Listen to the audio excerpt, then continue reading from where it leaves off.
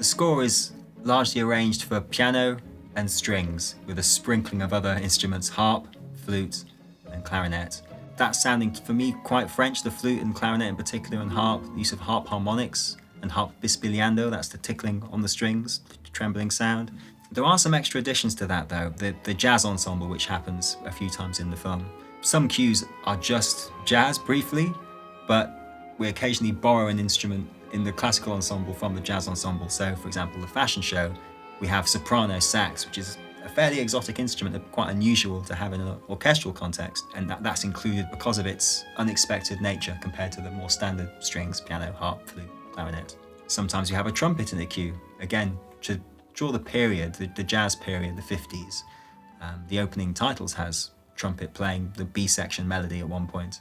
Aside from that, the score is quite consistent.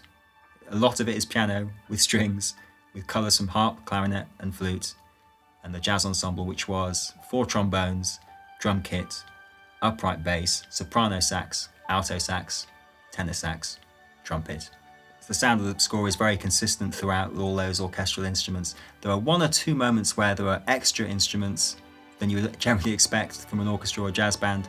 Bowed glass is one of the main ones, which is often added as a texture of brilliance or shine on top, an extra harmony layer on top of the orchestra. That sound is literally me bowing a glass with a violin bow on a pint glass or a little square pot of glass, and then pitched onto a keyboard to match the pitch of whatever I wanted to fit with the orchestra.